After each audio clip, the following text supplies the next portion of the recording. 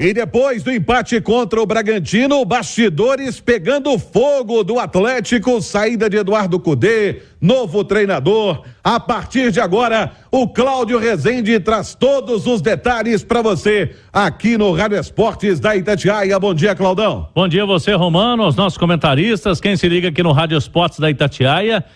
A torcida querendo saber agora, né? Qual será o novo comandante do Atlético?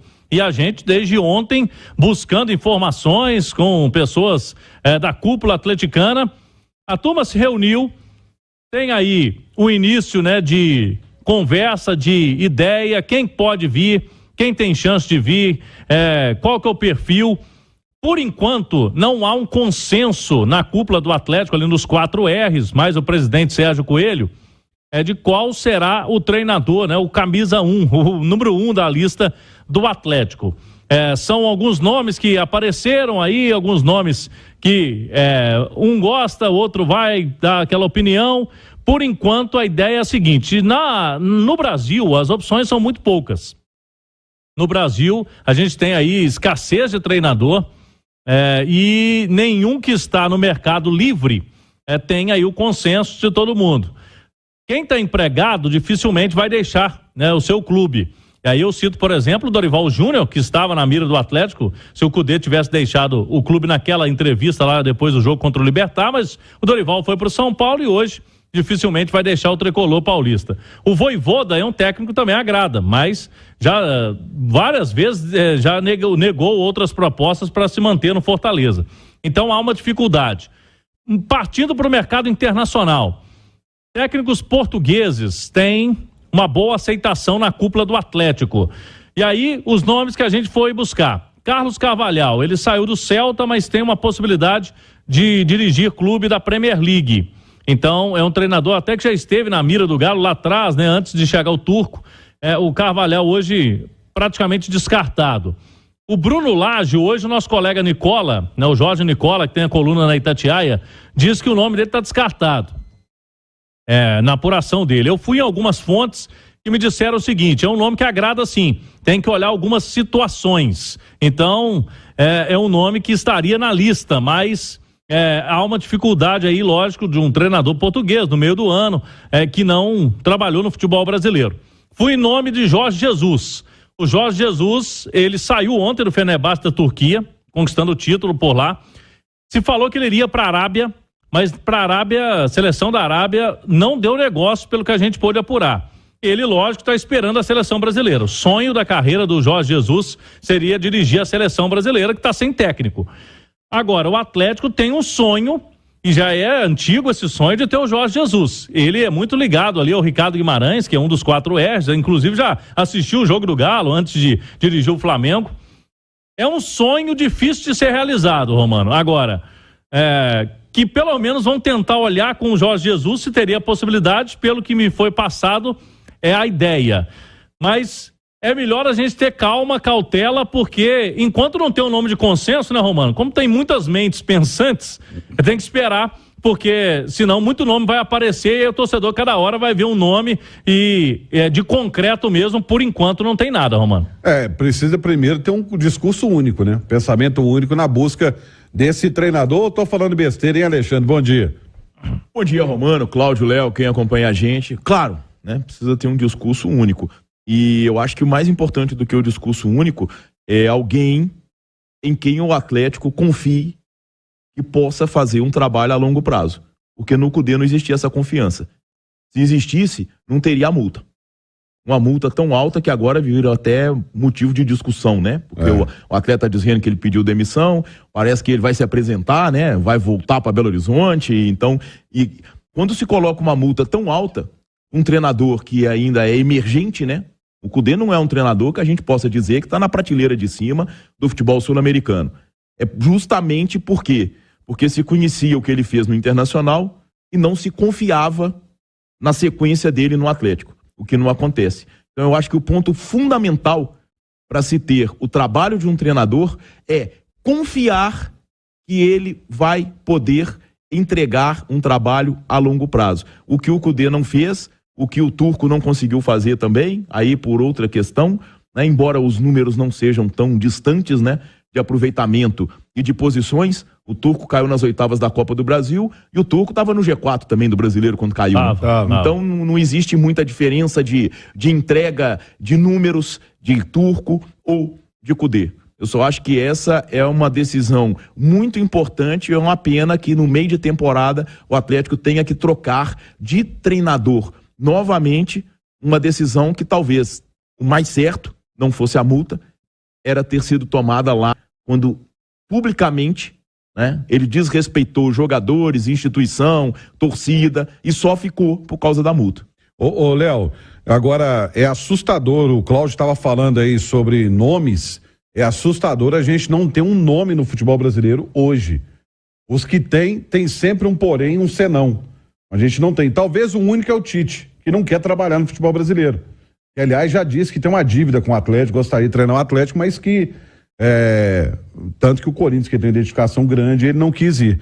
Mas é impressionante como não tem um nome de consenso no futebol brasileiro, e quando se fala um nome de treinador, tem sempre um porém.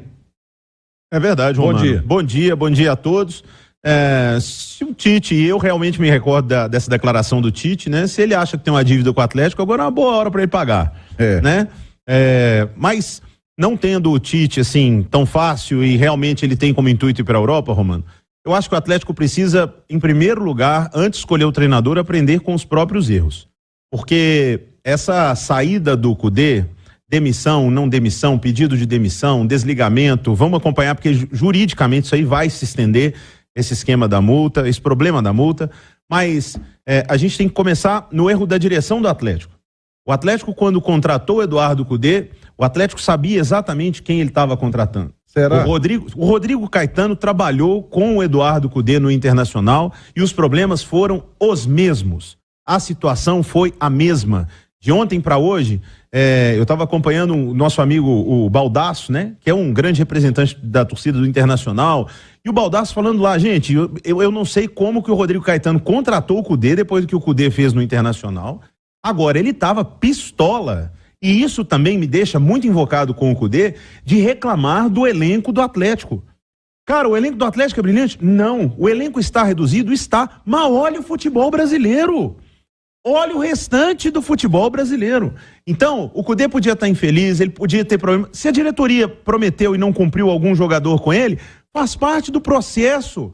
A gente tem que ter capacidade de se adaptar com as coisas. O Kudê não teve, Romano. E o Kudê foi irresponsável algumas vezes no comando do Atlético. Ele foi irresponsável na entrevista coletiva, que quase implodiu o clube. Ele foi irresponsável na avaliação de quem jogaria contra o Corinthians e deu um prejuízo muito grande ao clube. Ele foi irresponsável, mais uma vez, num vestiário, de ter o comportamento que ele teve, porque é surreal o que a gente recebe do que foi passado dentro do vestiário, todos ficando assustados. Então, se mostrou uma pessoa desequilibrada para estar no comando de um time com uma cobrança tão grande.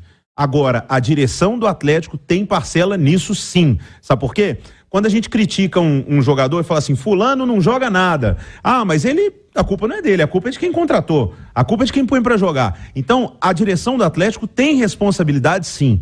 E ela precisa avaliar muito bem, mas muito bem, o que o Simões falou, o que o Léo falou, o que o Cláudio falou, o que os 4 R's falam, o que o Rodrigo fala, o que os jogadores falam, para contratar um novo treinador. Porque o Atlético já tem errado demais. E, infelizmente, até quando todo mundo achou que estaria certo.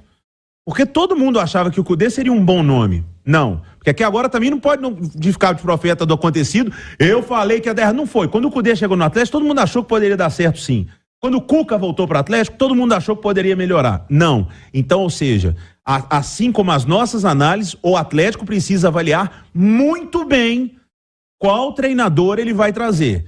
E se desprender de amarras locais, regionais e pensar futebol mundialmente.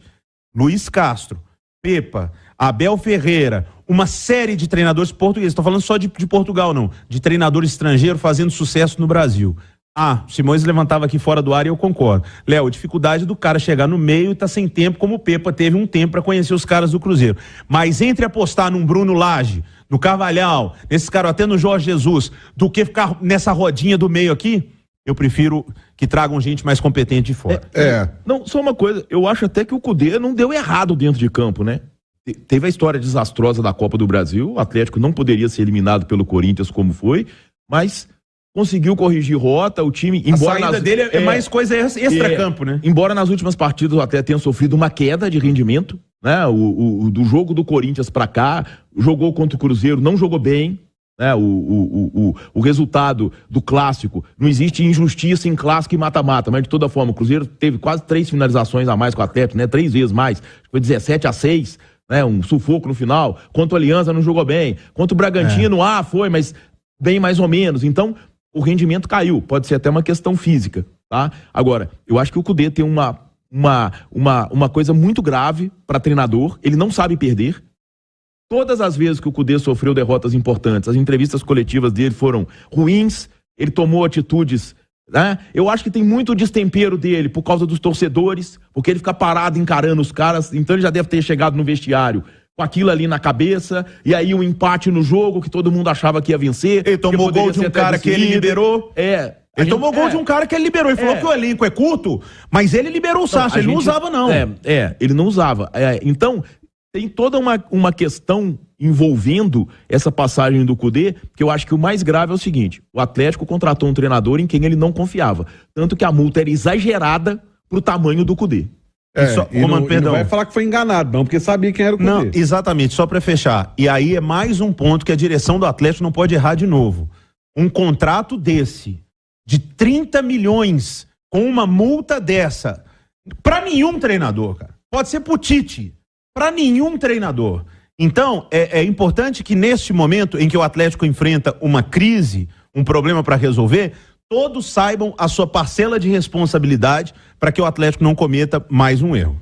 Eu acho que pesou muito, Cláudio. Pesou muito. Além disso tudo, tem a culpa da diretoria que prometeu reforço, mas a menosprezada no Corinthians também, deixar o Atlético perder uma grana alta.